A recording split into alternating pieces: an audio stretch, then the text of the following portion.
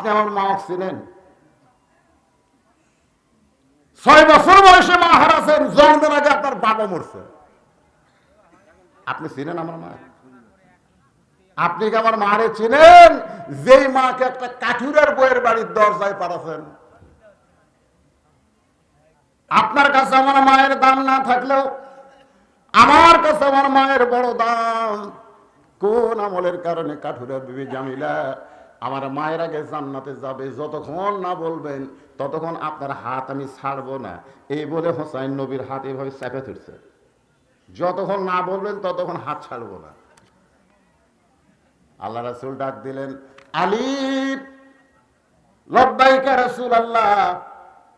নবী বলে, আলী রে, তোর বেটা যেভাবে আমার হাত ধরছে, হোসাইন নানার হাত ছাইড়া দে।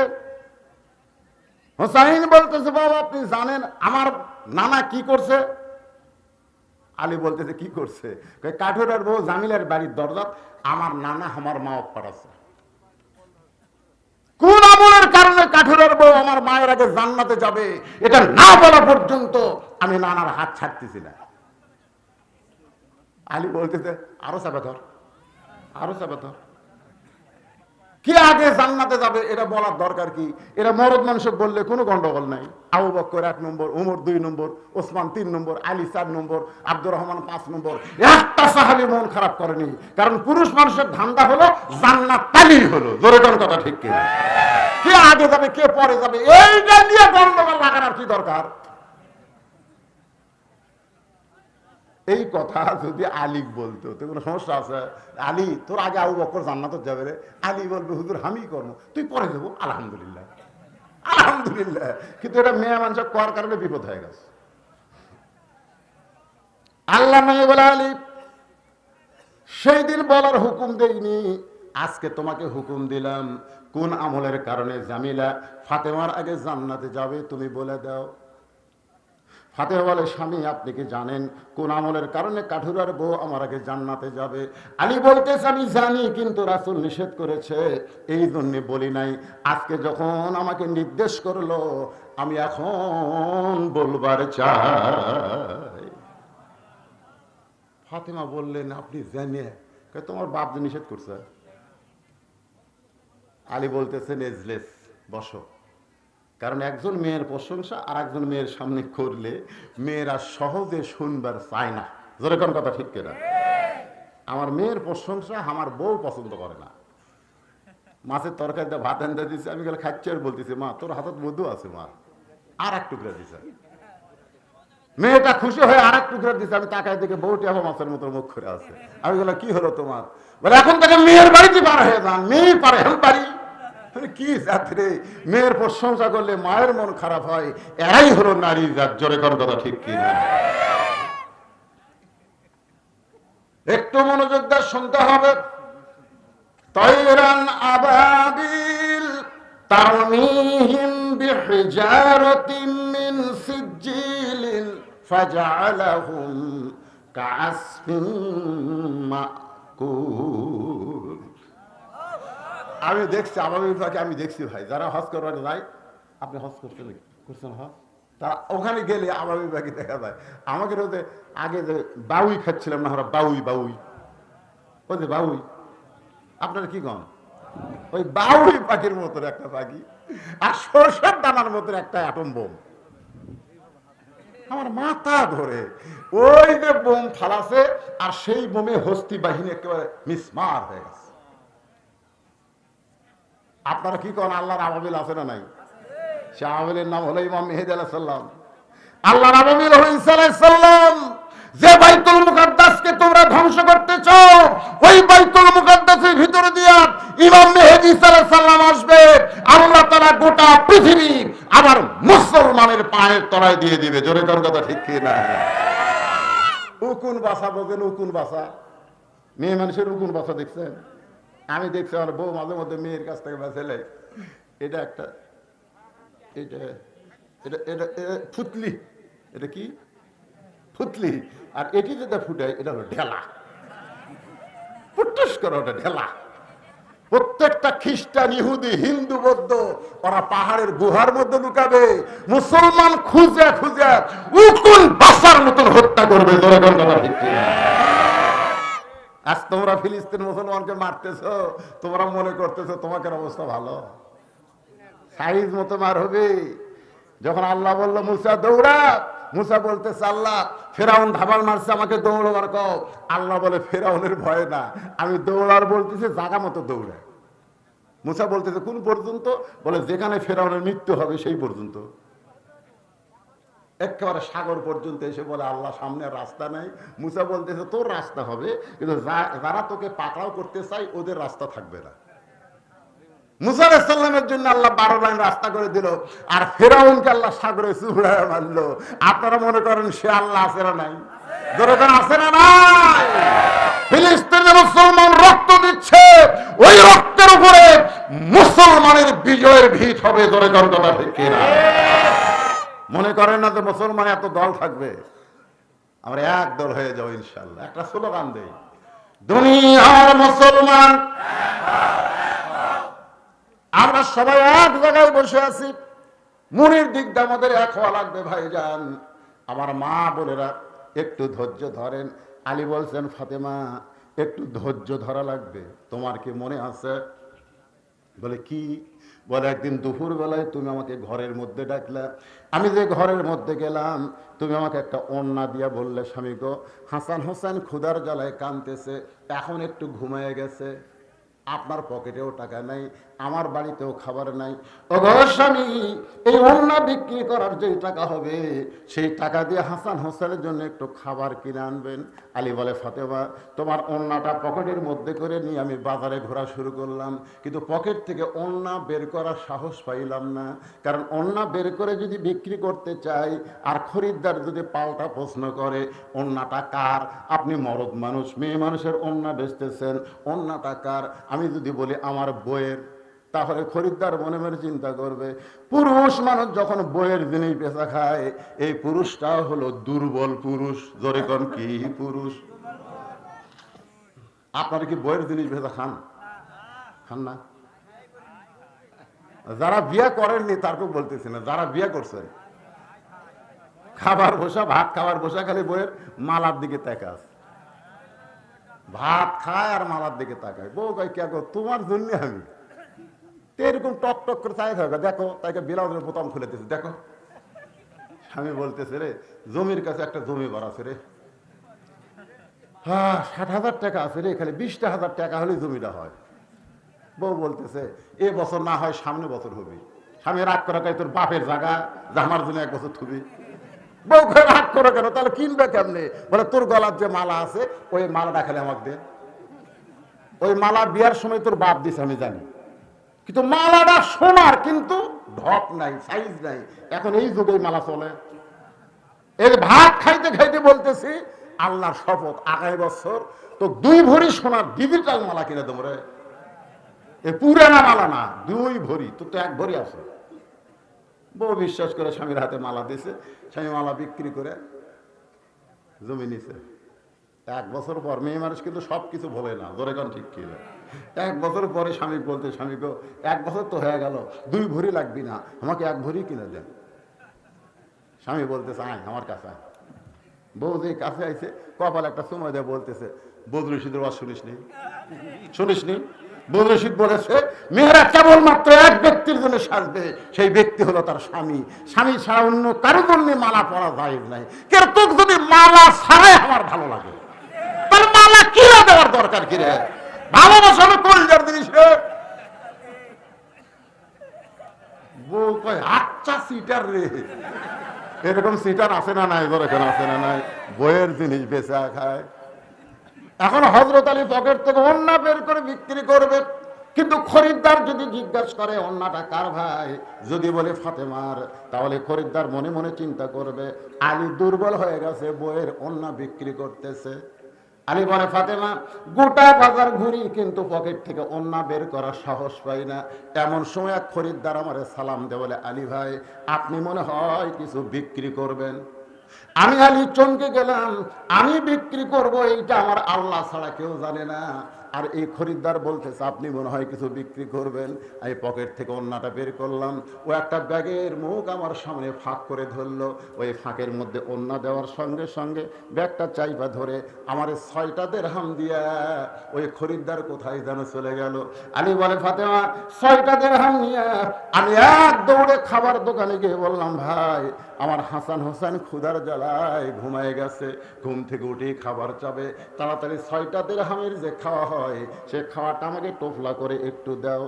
আলী বলতেছে ফাতেমা দোকানদার খাবার টোপলা করে যখন আমার হাতে দিবে, আমি যখন হাত দিয়ে টোপলা নিব আর এক হাত দিয়ে 6 দিরহাম দেব, এমন সময় এক ফকির আমার সামনে এসে সালাম দিয়ে বলে আলী ভাই আজকে 3 দিন হলে কোনো কিছু খাওয়া নাই, ক্ষুধার আগুন জ্বলতেছে আমার পেটে, মেহেরবানি করে আমার একটু সাহায্য করো।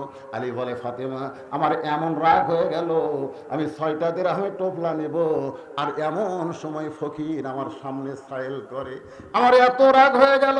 এমন সময় আল্লাহর কোরআন আমার সামনে এসে বলতেছে আম্মা সাইলা ফালা তানহার, আলী রে সাইলকারীর সঙ্গে খারাপ ব্যবহার করিস না, আল্লাহ খারাপ ব্যবহার করতে নিষেধ করেছে। আলী বলে ফাতেমা 1টা দিরহাম আমি ফকিরকে দিয়া 5টা দিরহাম নিয়ে খাবার নিব, এই মনে করে ফকিরকে যে 1টা দিরহাম দিলাম। এমন সময় আল্লাহর কোরআন বলতেছে ইন্নাল্লাহা ইয়ামুরুকুম আন, এমন সময় আল্লাহর কোরআন বলতেছে ওমা তুনফিকু মিন শাইইন ফি সাবিলিল্লাহি ওয়াফা ইলাইকুম ওয়া আনতুম লা তুজলামুন। আলী রে ফকিরকে 1টা দিরহাম দিলে আমি আল্লাহ তোকে 10টা দিরহাম দেব, তুই যদি 2টা দিরহাম দেস আমি আল্লাহ তোকে 20টা দিরহাম দেব, তুই যদি 6টা দিরহাম দেস আমি আল্লাহ দুনিয়াতেই তোকে 60টা দিরহাম দিয়া দিব।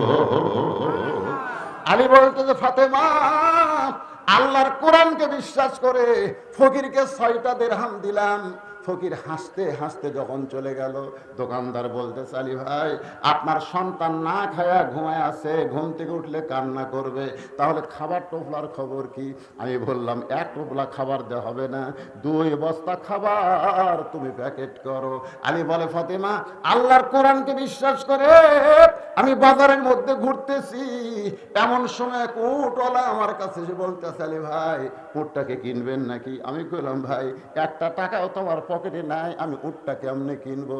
উটওয়ালা বলতেছে 100 দিরহাম বাকিতে উটটা কিনেন, বিক্রি করে আপনি টাকা দিবেন, এইটাও কি পারবেন না?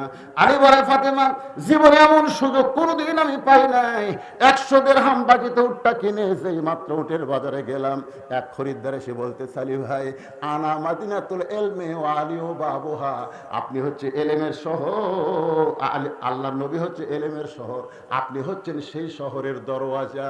আলী আসাদুল্লাহিল গালিব, আলী হচ্ছে আল্লাহর ইসলামকে গালিব করার ব্যাপারে আল্লাহর সিংহ। তাহলে আপনি আল্লাহর সিংহ হয়ে এত বড় আলেম হয়ে উট বেচা কবে থেকে শুরু করলেন? আলী বলতেন যে এত কথা বলিস কেন, উটটা কিনবে কিনা বল। খরিদ্দার বলতেছে ভাই কত দাম নেবেন? আলী বলতেছে আমি চাবো না, তুই বল তো হিসাব করে কত দেওয়া যায়। খরিদ্দার মুসকি হাসি দেবেন আলী ভাই উটটা যদি আমারে দেন এর বিনিময়ে আপনাকে 160 দিরহাম দিয়া দিব। আলী বলে ফাতেমা রে 160 দিরহামে উটটা বিক্রি করে উটওয়ালাকে 100 দিরহাম দিলাম আর 60 দিরহাম দিয়ে দোকানে গেলাম। দোকানদার বলতে চাই ভাই 2 বস্তা প্যাকেট করেছি। আমি কইলাম দাম কত? বলে 60 দিরহাম।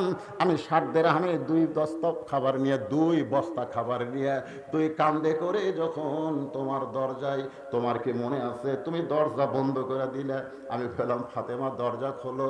তুমি কইলো দরজা খোলা যাবে না, অন্য বিক্রি করার টাকা দিয়া বড় জোর 1 টোপলা খাবার হবে, আপনি 2 বস্তা খাবার কোথায় পেলেন আগে বলেন। আলী বলতেছেন ফাতেমা আগে দরজা খোলো তারপরে বলবো। ফাতেমা বলতেছে এমন বিবি আমি না, আপনি 12,000 টাকা চাকরি করেন আর 20,000 টাকার বাসা ভাড়ালেন, আপনি বেতন পান কোথায়? এরকম শালা ঘুষারও আছে না নাই? জোরে আছে না? 12,000 টাকা বেতন পায় আর 20,000 টাকা বাসা ভাড়া নেয়, সারা মাস খালি ইলিশ খায়।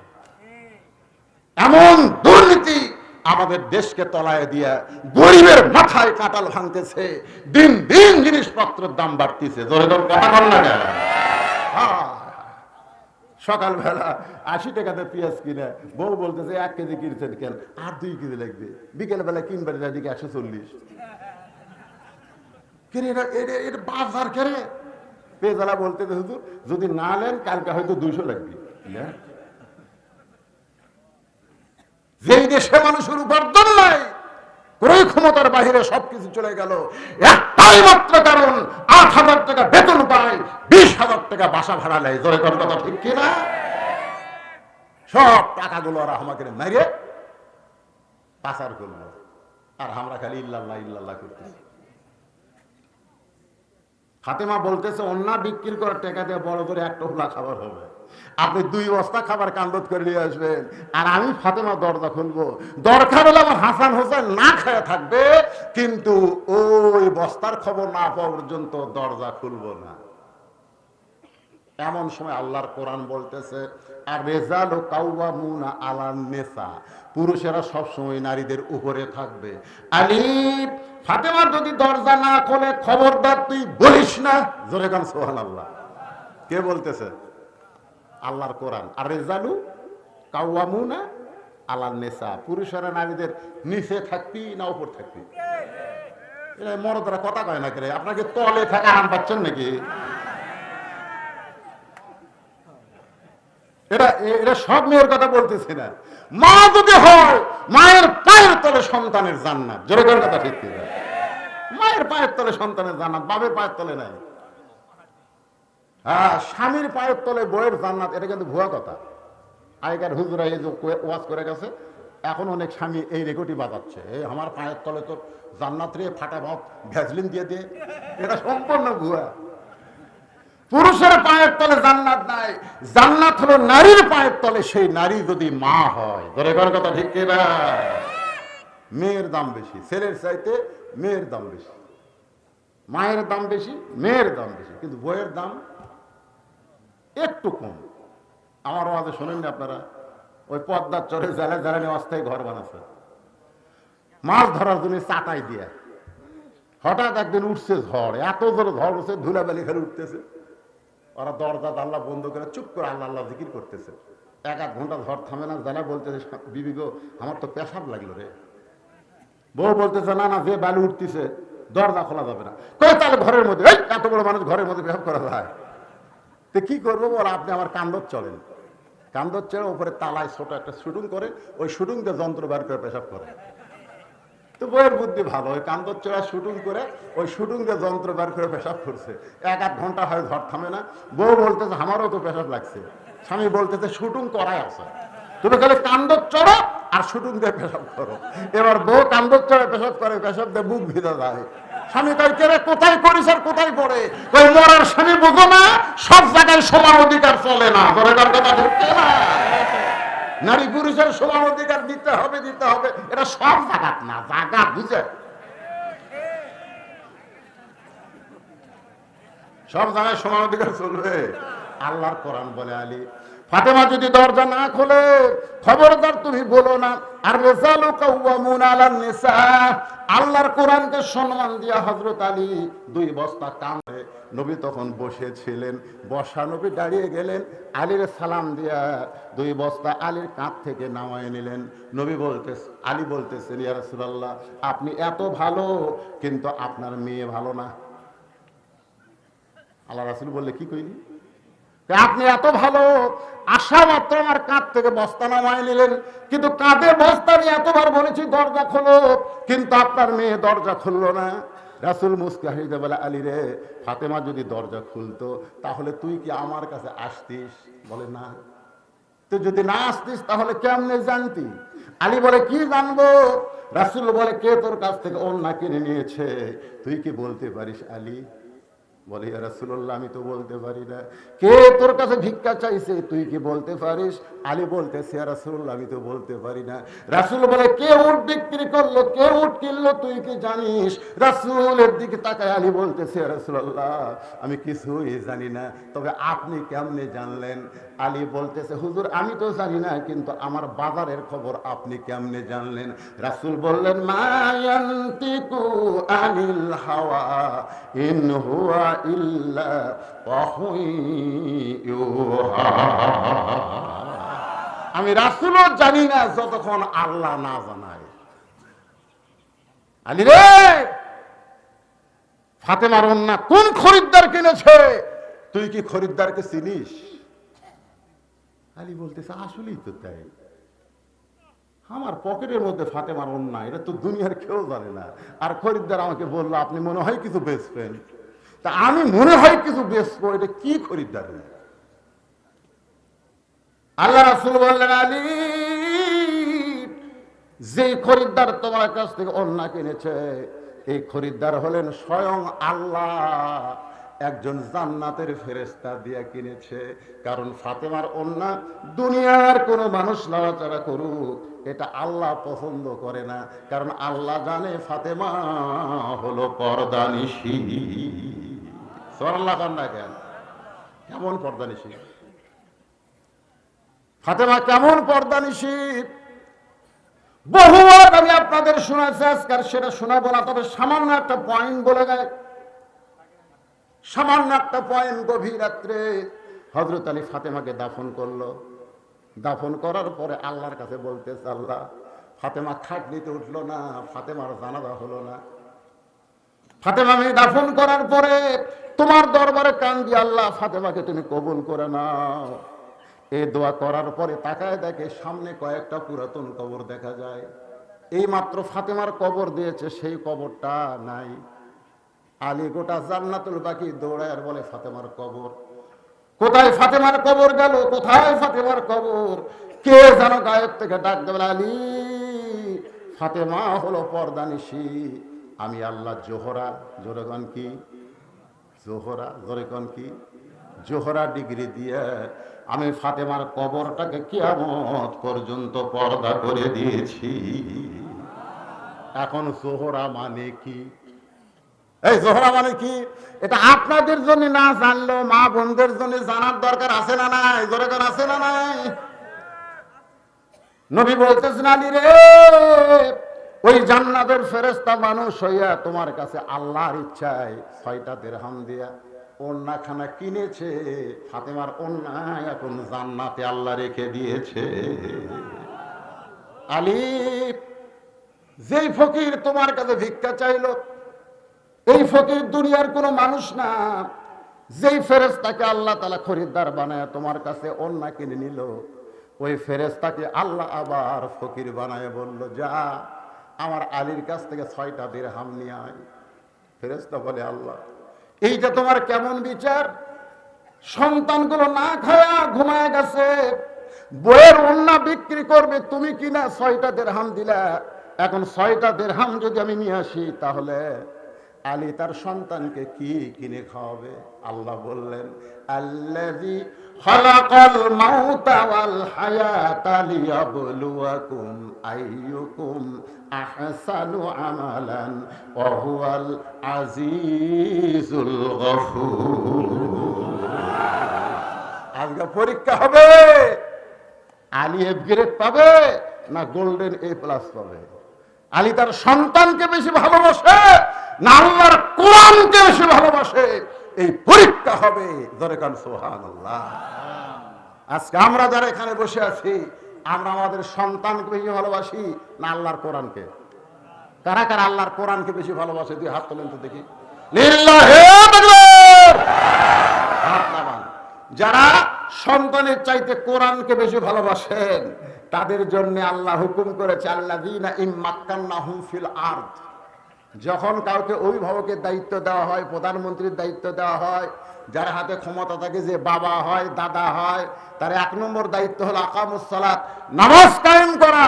তুমি বাবা একলা মসজিদে যাও, আর তোমার বেটা, জুয়ান বেটা, রেহিয়া বেটা, 26 বছরের বেটা ল্যাপের মধ্যে ঘুম পাড়ে, তুমি তাকে ডাক দেওয়ারই সাহস পাও না। তুমি কখনোই জান্নাতে যাবার পারবা না যতক্ষণ তোমার ছেলেকে জান্নাতে নামাজে না নিয়ে যাবা। তোর কোন কথা ঠিক কিনা? তাহলে আল্লাহর আইন হলো 6 বছর থেকে না 7 বছর থেকে বাচ্চারে কি দেওয়া লাগবে? নামাজের তালিম। তালিম বোঝেন? কেমনে নিয়ত বান্ধা লাগবে, কেমনে হাত বান্ধা লাগবে, কেমনে নামাজের জন্য দাঁড়াতে হবে, সেজদার দিকে তাকায় থাকতে হবে, এগুলো নিয়ম কানুন সবকিছু শিখাতে হবে 7 বছর থেকে 10 বছর পর্যন্ত। কয় বছর? আর 10 বছর বয়সে 10 বছর বয়সে যদি যাবার না চায় তাহলে ঘাড় ধরে, হাত ধরে না ঘাড় ধরে, এই কথা কর না কেন, ঘাড় ধরে মসজিদে নিয়ে যাওয়া লাগবে। পারবেন? আর কথা কেন শোনেন, যদি এখন না পারেন বড় হলে পারবেন না। 10 বছর বয়সে কিছু করে পারবি না তো কিছু করে ঠাস করে চড়। আর যদি 22 বছর বয়স হয় চড় মারলে আবার মুক্তি তুলবি, জোরে করে কথা ঠিক কিনা? এই বুড়া হাফ মারিস করে। এই জন্য যখন যেটা লাগবে ইসলাম সেটা বলে দিয়েছে। আল্লাহর কোরআনকে যদি বলেন, আপনার মেয়ের দিকে আপনি তাকান, আপনার 17 বছরের মেয়েটা কিভাবে চলতেছে, কিভাবে চলা দরকার, কিভাবে চলতেছে। সরকার নিয়ম করেছে মেয়েদের 18, ছেলেদের 22, এটা হলো সরকারি বয়স। কিন্তু দরকারি বয়স কখন? দরকারি একটা হলো দরকারি, একটা হলো সরকারি। এর আগের মাহফিল আমি বান্দাই খারাপ বলেছি, 3 কাজে কোনো সময় দেরি করবেন না। তার মধ্যে একটা হলো ছেলে মেয়ে যদি বিয়ের বয়স হয়, বিয়ে দিতে দেরি করবেন না। রাজি আছেন? দেরি করবেন, বিয়ে দিবেন, পরে আর বউ থাকবি না। বউ খালি কানবি, দাদির কাছে বলবি এটা কি মর্দের সাথে বিয়ে দিছে না হিজড়ের সাথে দিছে। মানুষ সব শেষ করে দিছে, জীবন শেষ। এখন তো ভিডিও মোবাইল বানাচ্ছে, 4G মোবাইল, এর ঘরের মধ্যে দরজা জানলা বন্ধ করে অশ্লীল ভিডিও দেখে দেখে এদের যৌবনেরা নষ্ট করতেছে। আর সময় মতো বিয়ে দিলে ওইটা লাত্তি মারা ফেলে দিয়া বইয়ের ওপর প্র্যাকটিস করবি। জোরে কোন কথা ঠিক কিনা? কথা বলবে ভাই, কথা বল। আমার সোনার যুবকগুলো নষ্ট হোক এটা আমি চাই না তো। আমার যুবকগুলো নষ্ট হয়ে যাক এটা আমি চাই না। অনেক বাবারা মনে করে হুজুর বিয়ে দিলে বউ খাবে কি, আরে বউ খাবে কি সেই চিন্তা আপনার করা লাগবে না। অমামিন দাব্বাতিন ফিল আরদি ইল্লা আলাল্লাহি রিজকুহা, পৃথিবীতে এমন কোন বিচরণশীল প্রাণী নাই যার রিজিকের ব্যবস্থা আল্লাহ করেনি। জোরে কোন কথা ঠিক কিনা? বিয়ে দিয়ে দেখেন ওই ভালো হয়ে যাবে। ওই আর মোবাইলের পিছনে প্রতি মাসে 3000 2000 টাকা করে নেট খরচ করে, ওটা আর করবে না। ওটা বইয়ের পিছনে খরচ করবে। জোরে কোন কথা ঠিক কিনা? আর বইয়ের পিছনে 1 টাকা যদি খরচ করে আল্লাহ রাস্তায় 70 টাকা দান করার সওয়াব পাবে। জোরে কোন সুবহানাল্লাহ। একটু মনোযোগ দিয়ে শোনেন। আল্লাহ বলে ফেরেশতা আমার আলীকে পরীক্ষা কর, কারণ সন্তানগুলো না খায় কাঁদতেছে, কানতে কানতে ঘুমিয়ে গেছে। 6 দিরহাম দিয়ে খাবার কিনতেছে। এই মুহূর্তে আমার কোরআনের দাম বেশি না সন্তানের দাম বেশি? ফকির যখন সাইল করছে, আল্লাহর কোরআন বলতেছে আম্মা সাইলা ফালা তানহার, সাইলকারীকে ফিরাস না। আলী কিন্তু সন্তানের দিকে না তাকায়া সাইলকারীকে 1 দিরহাম দিবার চায়। কিন্তু কোরআন যখন বলল ওমা তুনফিকু মিন শাইইন ফি সাবিলিল্লাহি ওয়াফা ইলাইকুম, আল্লাহ রাস্তায় দে, আমি আল্লাহ 10 গুণ ফিরাই দেব। তখন আল্লাহর কোরআনকে বিশ্বাস করে আলী ফকিরকে 6টা দিরহাম দিল। রাসূল বলে আলী রে, ওইটা ফকির না, ওইটাও হলো আল্লাহর ফেরেশতা। আলী রে, যে তোমার কাছে উট বিক্রি করলো তাকে তুমি চিনো? আলী বলতে হুজুর আপনি যখন জানেন আপনি বলেন। আল্লাহ নেবার আলী রে, যে উটটা তুমি কিনেছিলে এই উটটা দুনিয়ার উট না, এই উটটা হলো জান্নাতের উট। ওই উটের পিঠে চড়ে আমার মেয়ে ফাতেমা জান্নাতে যাবে। সমস্ত নারীদেরকে আল্লাহ হেঁটে হেঁটে জান্নাতে নিবে, কিন্তু ফাতেমা জান্নাতে নারীদের নেত্রী হওয়ার কারণে আল্লাহ তাআলা তাকে উটের পিঠে করে জান্নাতে নিবে। সে উটটা তোমার কাছে বাকিতে 100 দিরহাম দিয়ে ফেরেশতা মানুষ হয়ে বিক্রি করলো। আবার সেই ফেরেশতায় 160 দিরহাম দিয়ে তোমার কাছে কিনলো। 100 দিরহাম উট দিলা আর 60টা দিরহাম তুমি পাইলা।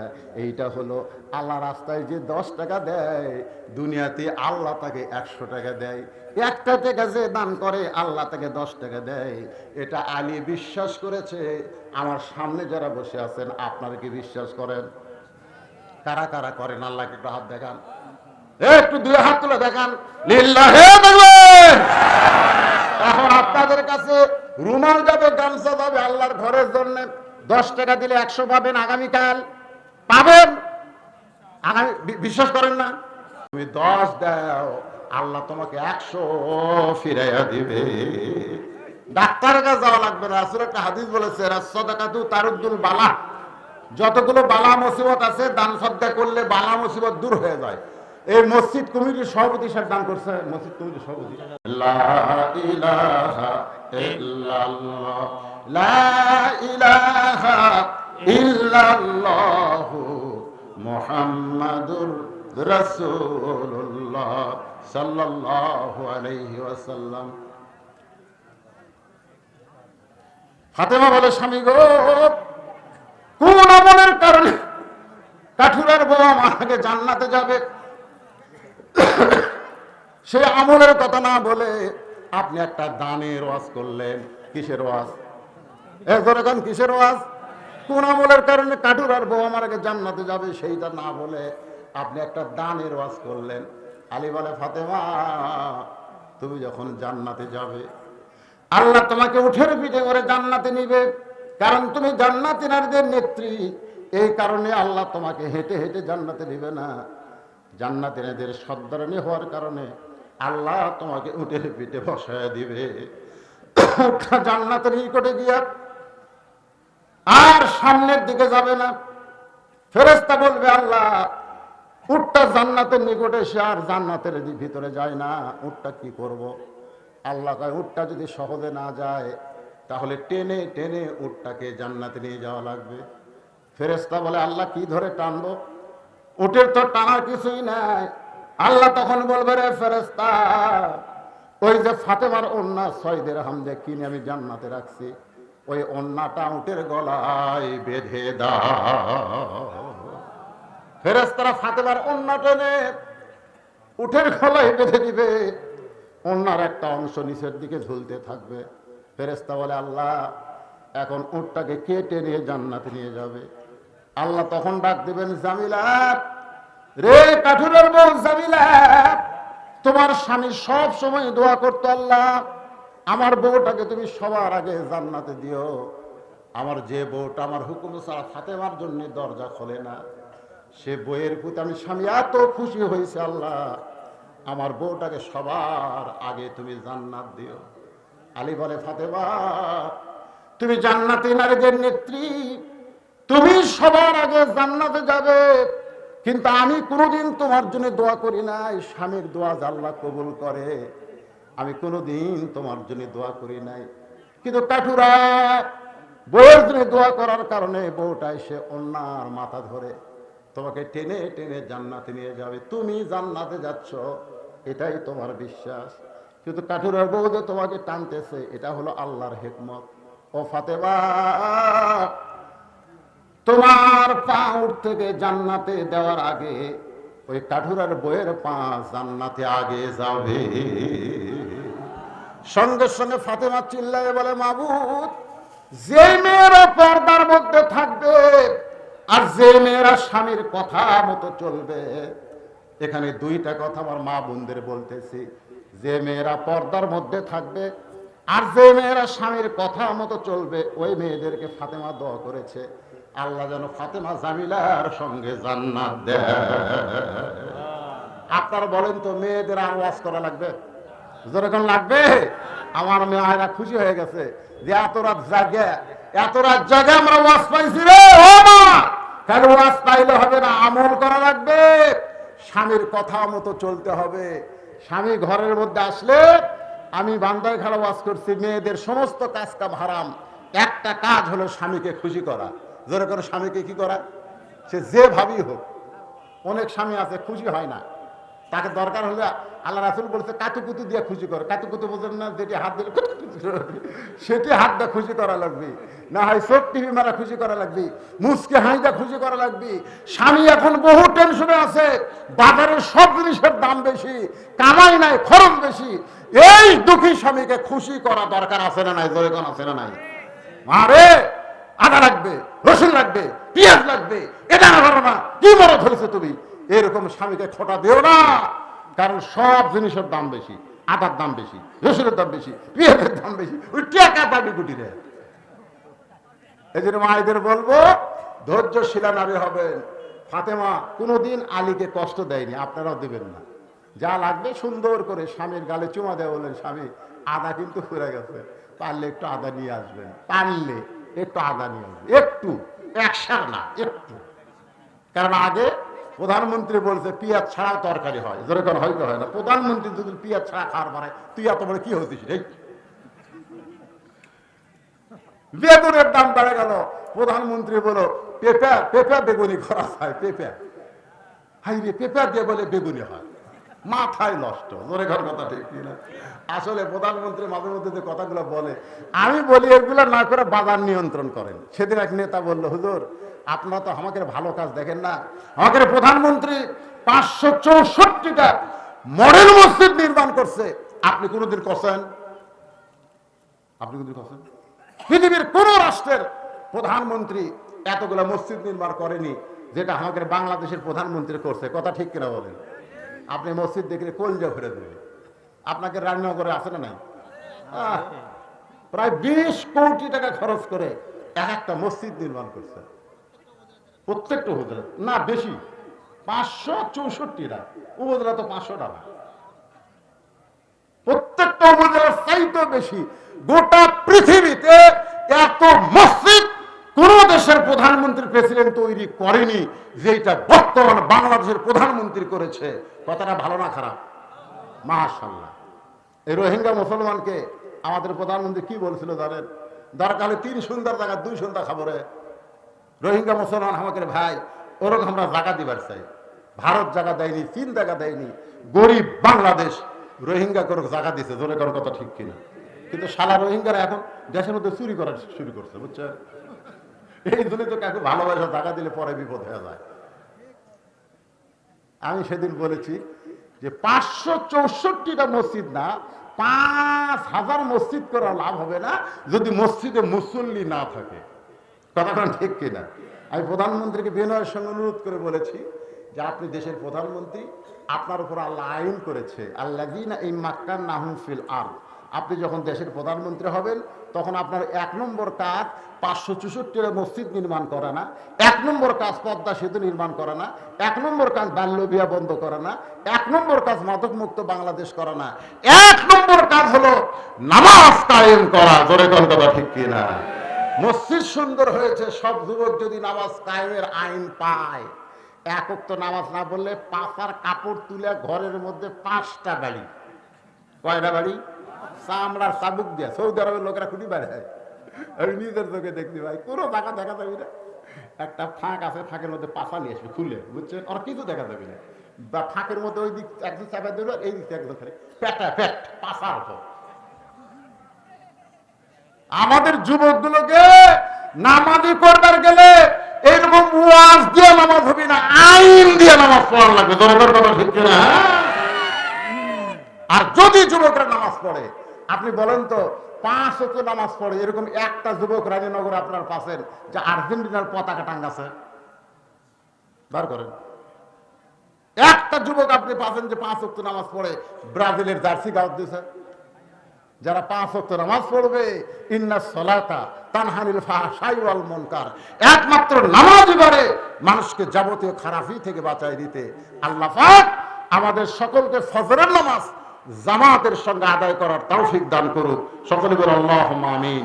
আস্তাগফিরুল্লাহ পড়েন, আস্তাগফিরুল্লাহ রাব্বি মিন কুল্লি জামবি ওয়া তুবু ইলাইহি লা হাওলা ওয়ালা কুওয়াতা ইল্লা বিল্লাহিল আলিয়্যিল আযীম। আল্লাহুম্মা আমিন। আল্লাহুম্মা আনতাস সালাম ওয়া মিনকাস সালাম তাবারাকতা ইয়া যাল জালালি ওয়াল ইকরাম। আয় আল্লাহ তাআলা, বড় আশা নিয়ে আইছিলাম সরকারি মাহফিলে, মাগরিবের নামাজের পর এখানে এসেছি, এশার নামাজ মসজিদ জামাতের সঙ্গে আদায় করেছি। মনে আশা করেছিলাম 10টার সময় টেনে আসবো, 12টার মধ্যে ওয়াজ শেষ করে দিব, ফজরের নামাজ আমরা জামাতের সঙ্গে আদায় করব। কিন্তু আল্লাহ, তোমার ঘর মসজিদের উন্নয়ন কলকে আদায় করতে একটু দেরি হয়ে গেছে, যার কারণে 10:30টার পরে যাইছি। আসার পর আলোচনা করতে এখন অনেক রাত হয়ে গেছে। তোমার বান্দাদের নিয়ে আমি হাত তুলেছি। আল্লাহ মেহেরবানি করে আজকের মাহফিল আমাদের সকলের হেদায়েতের জন্য, নাজাতের জন্য, জান্নাতের জন্য কবুল করে নাও। এই মাহফিলের শুরু থেকে শেষ পর্যন্ত যত আলোচনা হয়েছে আল্লাহ, আল্লাহ মেহেরবানি করে ভুল ত্রুটি মাফ করে যা হাদিয়া মঞ্জুর করো, সোনার মদিনায় কবুল করে নাও। তামাম আম্বিয়ায়ে কেরাম, আসহাবে কেরাম, তাবিঈনে কেরাম, তাওয়া তাবিঈনে কেরাম, তাম পৃথিবীর মাটির নিচে যত মুমিন মুমিনা শুয়ে আছে আল্লাহ সকলে আরো আফারে হাদিয়া কবুল করো। আমার কলিজা ফেটে যায়, মেহেদি হাসান নামে আল্লাহ তোমার একজন তালবে এলেন আল্লাহ, কোরআনের হেফজ করতে করতে দুনিয়া থেকে বিদায় হয়ে গেছে আল্লাহ, তার জন্য দোয়া করি তার কবরকে জান্নাতের টুকরা বানায়া দাও আল্লাহ। আমরা যারা হাত তুলেছি আমাদের মধ্যে জনম দুঃখরে মা বাবা যাদের কবরে গেছে, মেহেরবানি করে মা বাবার কবর জান্নাতের টুকরা বানায়া দাও।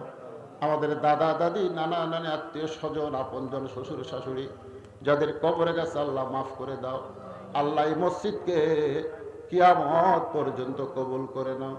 এই মসজিদের জায়গা যারা দিল, মসজিদ ঘর যারা নির্মাণ করলো, আজও যারা মসজিদ সুন্দর করার জন্য দান করেছে, কেউ জানলা দিয়েছে, কেউ ফ্যান দিয়েছে, কেউ টাকা দিয়েছে, কেউ ধান দিয়েছে, কেউ সিমেন্ট দিয়েছে, যাই যেটা পারছে, এমনকি গামছার মধ্যে 10টা টাকা হলেও যারা দান করে দিছে আল্লাহ মেহেরবানি করে সবার দানকে জান্নাতের বিনিময়ে তুমি কবুল করে নাও। মসজিদের সভাপতি, সহসভাপতি, সেক্রেটারি, ক্যাশিয়ার, সদস্য, ইমাম, মুয়াজ্জিন, মুসল্লিকে আল্লাহ তুমি কবুল করো। আজকের মাহফিলের সভাপতি, চেয়ারম্যান সাহেব সহ, প্রধান অতিথি এমপি সাহেব সহ, বিশেষ অতিথিবৃন্দ যারা আল্লাহ সকলকেই তুমি কবুল করো আল্লাহ।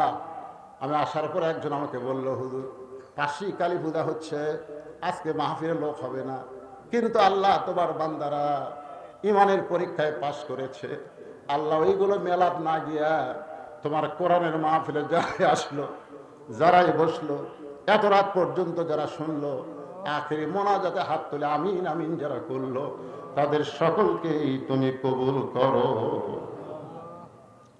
ফিলিস্তিনি মুসলমানকে আল্লাহ তুমি হেফাজত করো আল্লাহ। আল্লাহ রক্তের বিনিময়ে বাইতুল মুকাদ্দাস মুসলমানকে দিয়ে দাও আল্লাহ। আল্লাহ কত মার কোল থেকে সন্তান চলে যাচ্ছে, সন্তানের সামনে মা চলে যাচ্ছে আল্লাহ, নারী বিধবা হচ্ছে, স্বামী শহীদ হচ্ছে, এ পর্যন্ত 15,000 নিরীহ ফিলিস্তিনিকে ওরা হত্যা করছে আল্লাহ। আল্লাহ ইসরায়েলকে তুমি পৃথিবী থেকে ধ্বংস করে দাও আল্লাহ। আল্লাহ তোমার ঘরের যারা শত্রু তাদেরকে তুমি ধ্বংস করে দাও আল্লাহ। তুমি আব্রাহা বাদশাকে ধ্বংস করেছো, এদেরকেও তুমি ধ্বংস করে দাও আল্লাহ। আল্লাহ ফিলিস্তিনের উপরে রহমত বরকত নাজিল করো আল্লাহ। অত্র এলাকায় চরকের আশেপাশ থেকে যারা এসেছে আল্লাহ সকলের প্রতি তুমি রহম করো।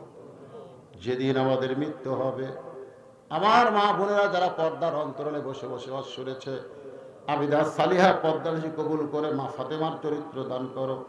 যেদিন আমাদের মৃত্যু হবে, দিনটা যেন জুমার দিন হয়, মাসটা যেন রমজান মাস হয়, ইমানের সাথে ইজ্জতের সাথে মুসলমান হয়ে এ দুনিয়া থেকে বিদায় নেওয়ার কালে আমাদের সকলের জবানে তুমি জারি করে দিও লা ইলাহা ইল্লাল্লাহু মুহাম্মাদুর রাসূলুল্লাহ সাল্লাল্লাহু আলাইহি ওয়াসাল্লাম।